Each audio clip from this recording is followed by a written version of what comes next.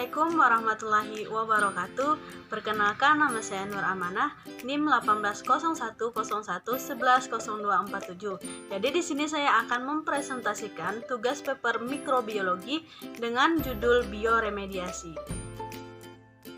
Ya, di sini saya akan membahas mengenai pengertian bioremediasi, tentang perbedaan pada bioremediasi, jenis-jenis bioremediasi, kelebihan dan kekurangan pada bioremediasi, dan yang terakhir itu ada menjelaskan mengenai mikroba dalam proses bioremediasi.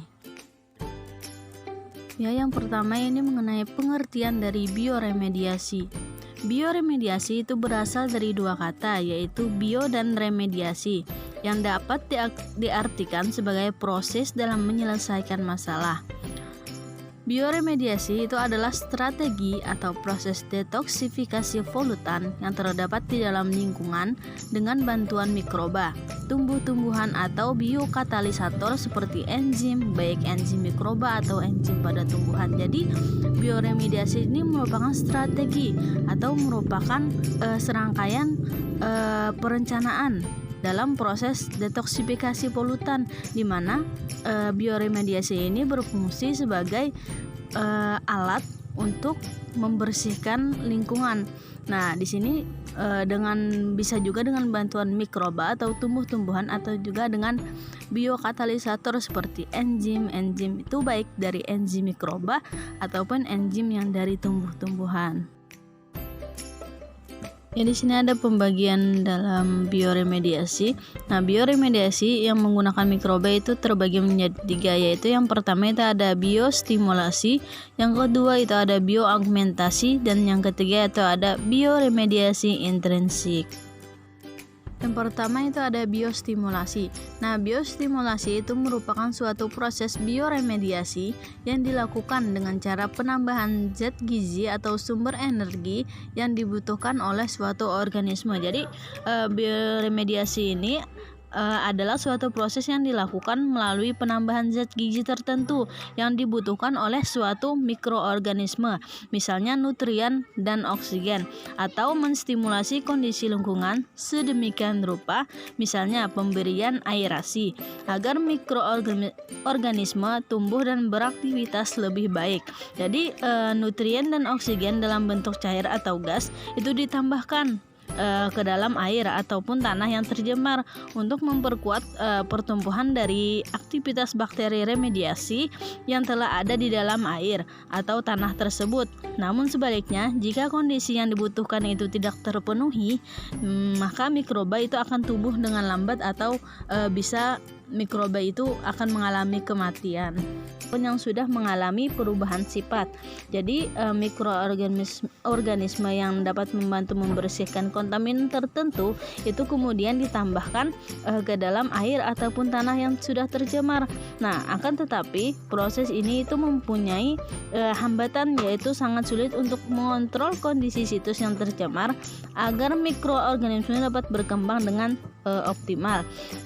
Karena mikroorganisme yang dilepaskan ke lingkungan tadi itu merupakan mikroorganisme yang asing, maka kemungkinan mikroorganisme tersebut itu sulit untuk melakukan adaptasi. Nah, dalam beberapa hal, teknik bioaugmentasi juga diikuti dengan penambahan nutrien tertentu. Selanjutnya yang ketiga itu ada bioremediasi intrinsik. Bioremediasi intrinsik itu merupakan proses bioremediasi yang terjadi dengan sendirinya tanpa ada bantuan dari manusia, dan bioremediasi ini langsung dibantu oleh alam. Jadi, bioremediasi intrinsik ini merupakan jenis dari bioremediasi yang terjadi secara alami tanpa campur tangan manusia dalam air ataupun tanah yang tercemar. Jadi, kejadian dari bioremediasi intrinsik ini secara alami, dibantu oleh alam sekitar. Ya, berdasarkan tempat lokasi terjadinya bioremediasi itu dibagi menjadi dua, yaitu yang pertama bioremediasi in situ. Nah, proses bioremediasi in situ ini mengandalkan pada mikroorganisme yang berada di tempat aslinya untuk meremediasikan lingkungan tersebut. Jadi bioremediasi in situ ini yaitu proses pengelolaan limbah di lokasi limbah itu berada dengan mengandalkan kemampuan mikroorganisme atau tumbuh-tumbuhan maupun mikroba yang telah ada di lingkungan tercemar untuk mendegradasinya. Jadi mikroba ataupun kayak semacam tumbuh-tumbuhan itu berasal dari lokasi tersebut juga, atau lokasi tempat aslinya juga kayak gitu. Yang kedua ini ada bioremediasi ex situ. Bioremediasi ex situ itu merupakan proses bioremediasi yang dilakukan di luar tempat asli mikroba atau terjadi pengisolasian mikroba yang dilakukan dengan cara mengambil limbah di suatu lokasi, kemudian dilakukan treatment di tempat lain. Setelah itu baru dikembalikan ke tempat asalnya. Jadi bioremediasi ex situ ini merupakan bioremediasi yang dilakukan dengan mengambil limbah di suatu lokasi lalu di treatment di tempat lain. Setelah itu baru dikembalikan lagi ke tempat asalnya. Kemudian diberi perlakuan khusus dengan memakai mikroba. Jadi bioremediasi ini bisa lebih cepat dan mudah dikontrol dibandingkan bioremediasi in situ. Ini pun mampu meremediasi jenis kontaminan dan jenis tanah yang lebih beragam. Ya, selanjutnya ini ada faktor-faktor yang mempengaruhi proses bioremediasi, antara lain yang pertama itu tanah. Jadi proses biodegradasi itu memerlukan tipe tanah yang dapat mendukung kelancaran aliran nutrien, enzim-enzim mikrobial dan juga air. Jadi terhentinya aliran tersebut akan mengakibatkan terbentuknya kondisi aerob sehingga proses biodegradasi aerobik menjadi tidak efektif. Jadi kelembapan tanah juga penting untuk menjamin kelancaran sirkulasi nutrien dan substrat di dalam tanah. Yang kedua itu ada temperatur. Nah, temperatur yang optimal untuk degradasi hidrokarbon itu adalah 30-40 derajat Celcius. Pada temperatur yang rendah, viskositas minyak itu akan meningkat, mengakibatkan polaritas alkana rantai pendek yang bersifat toksik itu akan menurun dan kelarutannya di air akan meningkat sehingga proses biodegradasi akan terhambat. Suhu sangat berpengaruh terhadap lokasi tempat dilaksanakannya bioremediasi. Yang selanjutnya itu ada oksigen. Nah, langkah awal dalam proses katabolisme itu adalah senyawa hidrokarbon oleh bakteri ataupun kapang dalam oksidasi substrat dengan katalis enzim oksidase. Dengan demikian tersedianya oksigen merupakan syarat keberhasilan degradasi hidrokarbon minyak. Jadi ketersediaan oksigen di dalam tanah itu biasanya tergantung pada kecepatan konsumsi oleh mikroorganisme dan juga tipe tanah. Yang terakhir itu kehadiran substrat lain yang juga bereaksi dengan oksigen. Jadi jika oksigen pada tanah itu terbatas, maka itu merupakan salah satu faktor pembatas dalam biodegradasi hidrokarbon minyak tersebut. Jadi oksigen ini sangat berpengaruh juga dalam proses bioremediasi. Yang selanjutnya yang keempat itu ada nutrien. Nah, nutrien ini merupakan mikroorganisme itu memerlukan nutrisi. Nah, di mana mikroorganisme ini kan merupakan suatu yang dapat menghilangkan polutan yang ada di lingkungan sekitar. Nah, di mana mikroorganisme ini memerlukan suatu nutrisi sebagai sumber karbon atau sumber energi. Nah, dan juga keseimbangan proses metabolisme sel. Jadi dalam penanganan limbah minyak bumi itu biasanya dilakukan penambahan nutrisi antara lain sumber nitrogen dan fosfor sehingga proses degradasi oleh mikroorganisme itu berlangsung lebih cepat dan pertumbuhannya pun juga mengalami peningkatan. Selanjutnya ini ada kelebihan dan kekurangan dari bioremediasi. Yang pertama ini ada kelebihan bioremediasi. Nah, yang pertama, bioremediasi sangat aman digunakan karena menggunakan mikroba yang secara alamiah sudah ada di lingkungan. Jadi bioremediasi ini merupakan proses yang sangat alami, di mana ini tuh menggunakan mikroba atau tumbuh-tumbuhan yang berada di lingkungan sekitarnya saja. Yang kedua itu bioremediasi tidak menggunakan atau menambahkan bahan kimia berbahaya. Jadi dalam bioremediasi ini tidak menggunakan bahan kimia yang berbahaya, itu hanya menggunakan bahan-bahan alami saja. Nah, yang ketiga itu tidak melakukan proses pengangkatan polutan. Jadi dalam proses bioremediasi ini tidak dilakukan proses pengangkatan pada polutan.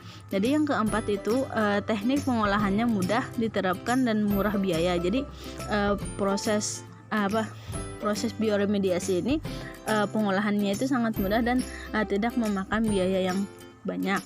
Nah, yang kekurangan dari bioremediasi ini yang pertama, tidak semua bahan kimia dapat diolah secara bioremediasi. Jadi tidak semua bahan kimia yang ada itu dapat diolah dalam proses bioremediasi. Yang kedua itu membutuhkan pemantauan yang intensif. Jadi proses bioremediasi ini memerlukan pemantauan yang intensif karena pemantauan itu dapat membuat kelancaran atau proses bioremediasi itu dapat berjalan secara efektif. Nah, yang ketiga itu berpotensi menghasilkan produk yang tidak dikenal. Nah, selanjutnya yang keempat ini membutuhkan lokasi tertentu. Jadi proses bioremediasi ini itu menggunakan lokasi tertentu. Nah, lokasi tersebut merupakan lokasi yang akan dilakukan proses bioremediasi. Yang selanjutnya ini jenis-jenis bakteri pendegradasi hidrokarbon pada minyak bumi. Yang pertama itu ada Pseudomonas sp. Nah, bakteri ini merupakan organisme gram negatif bersifat aerobik obligat, yaitu oksigen berfungsi sebagai terminal elektron aseptor pada proses metabolismenya. Jadi bakteri yang berfungsi sebagai pendegradasi hidrokarbon pada minyak itu yang pertama itu ada Pseudomonas. Nah, di mana bakteri ini merupakan bakteri gram negatif yang sifatnya itu aerobik obligat, yaitu oksigen itu berfungsi sebagai terminal elektron aseptor pada proses metabolisme pada bakteri tersebut. Nah, yang kedua ada Aterobacter sp. Nah, bakteri ini merupakan bakteri gram positif, tidak berspora, tidak suka asam, aerobik, kemoorganotrofik. Nah, dalam bakteri autobakteri ini itu memproduksi sedikit atau tidak sama sekali asam dan gas yang berasal dari glukosa atau karbohidrat lainnya.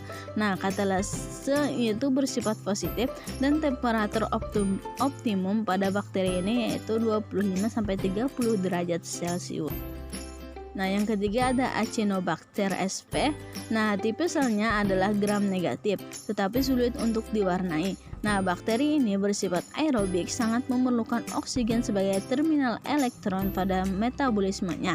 Nah, bakteri ini memiliki kemampuan untuk menggunakan rantai hidrokarbon sebagai sumber nutrisi sehingga mampu meremediasi tanah yang tercemar oleh minyak. Jadi, tipe selnya bakteri ini merupakan bakteri gram negatif, di mana bakteri ini bersifat aerobik dan juga memerlukan oksigen sebagai terminal elektron pada metabolismenya dan juga memiliki kemampuan untuk menggunakan rantai hidrokarbon sebagai sumber nutrisi sehingga mampu meremediasi tanah yang tercemar oleh minyak.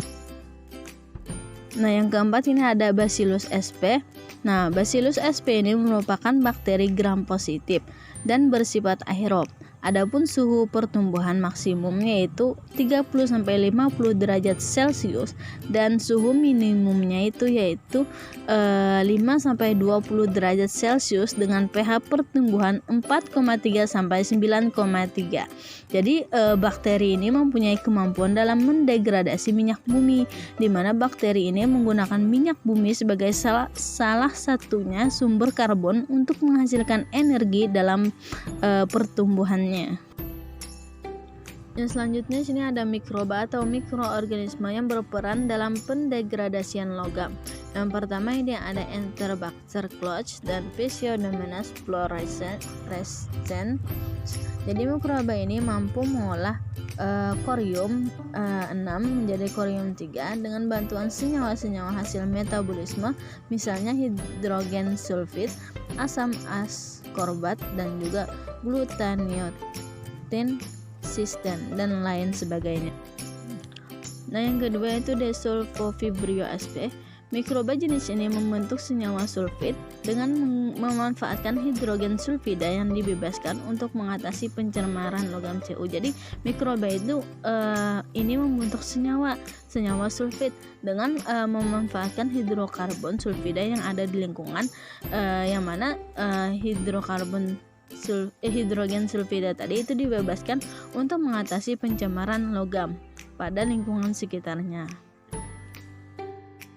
Nah, yang ketiga ada Desulforomonas acetocidans, merupakan bakteri aerobik laut yang menggunakan sulfur dan besi sebagai penerima elektron untuk mengoksidasi molekul organik dalam endapan yang bisa menghasilkan suatu energi. Jadi mikroba ini merupakan mikroba anaerobik laut yang mana mikroba ini menggunakan sulfur dan juga besi sebagai penerima elektron untuk mengoksidasikan molekul organik dalam suatu endapan yang bisa menghasilkan sebuah energi atau suatu energi. Nah, yang keempatnya ada bakteri Pereductus sulfat, Desulfotomaculum sp. Dalam melakukan reduksi sulfat, bakteri ini menggunakan sulfat sebagai sumber energi, yaitu sebagai akseptor elektron, dan menggunakan bahan organik sebagai sumber karbon. Jadi karbon tersebut selain berperan sebagai sumber donor elektron dalam metabolismenya juga merupakan bahan penyusun selnya. Jadi dalam melakukan reduksi sulfat, bakteri ini itu menggunakan sulfat tersebut juga dalam sebagai sumber energi, yaitu sebagai akseptor elektron, dan juga menggunakan bahan organik itu sebagai sumber karbon. Jadi karbon ini berperan sebagai sumber donor elektron, dan juga metabolisme itu merupakan bahan penyusunan sel-sel tersebut, sel-sel pada mikroba tersebut. Nah, yang kelima ini ada bakteri belerang atau Thiobacillus perosidan. Thiobacillus perosidan banyak berperan pada logam-logam dalam bentuk senyawa sulfid untuk menghasilkan senyawa sulfat. Jadi bentuknya itu seperti senyawa sulfid, tapi ini tuh menghasilkan sebuah senyawa yaitu sulfat. Nah, yang keenam itu ada mikroalga Spirula sp. Alga ini mempunyai kemampuan yang tinggi untuk mengikat ion-ion logam dari larutan dan mengabsorpsi logam berat, karena di dalam alga tersebut gugus fungsi yang dapat melakukan pengikatan dengan ion logam. Gugus fungsi tersebut terutama itu ada gugus karboksil, hidroksil, amina, sulfuril, imidazol, sulfat, sulfonat yang terbentuk dalam dinding sel dalam sitoplasma yang ada pada bakteri mikroalga Spirula sp tersebut. Nah, yang ketujuh ini ada jamur Saccharomyces cerevisiae dan Candida sp. Jadi jamur ini dapat mengakumulasi pipih dari dalam perairan uranium. Jadi penggunaan jamur mycorrhizae juga telah diketahui dalam peningkatan serapan logam dan menghindarkan tanaman dari keracunan logam berat. Jadi jamur ini itu dapat mengakumulasi unsur pipih dari dalam suatu perairan atau uranium. Jadi penggunaan jamur mycorrhizae yaitu jamur Saccharomyces cerevisiae dan juga Candida sp ini telah diketahui dapat meningkatkan serapan logam yang ada pada perairan di sekitar, dan juga dapat menghindarkan tanaman yang ada di sekitar lautan itu tanaman yang ada di sekitar dari keracunan logam berat. Nah, kelebihan dari teknologi bioremediasi ditinjau dari aspek komersial itu ada relatif ramah lingkungan, biaya penanganan yang relatif lebih murah dan bersifat fleksibel. Jadi kelebihan dari bioremediasi ini merupakan proses yang terjadi secara alami, tidak menggunakan bahan kimia atau secara kimia, dan juga penanganannya itu menggunakan biaya yang sangat murah, dan juga pelaksanaan atau prosesnya itu sangat mudah, dan di mana proses bioremediasi ini itu bersifat fleksibel. Ya, selanjutnya ini ada pendekatan umum yang dilakukan untuk meningkatkan kecepatan biotransformasi ataupun biodegradasi adalah dengan cara yang pertama itu ada shedding, yang kedua itu ada padding. Nah, shedding itu adalah mengoptimalkan populasi aktivitas mikroba endogenous, bioremediasi intrinsik, atau juga penambahan mikroorganisme ekogenius atau biofermentasi. Halnya padding itu merupakan modifikasi lingkungan dengan penambahan nutrisi atau biostimulasi dan aerasi atau bioventing. Sekian penjelasan dari saya, salah hilaf mohon maaf. Billahi taufik wal hidayah. Wassalamualaikum warahmatullahi wabarakatuh.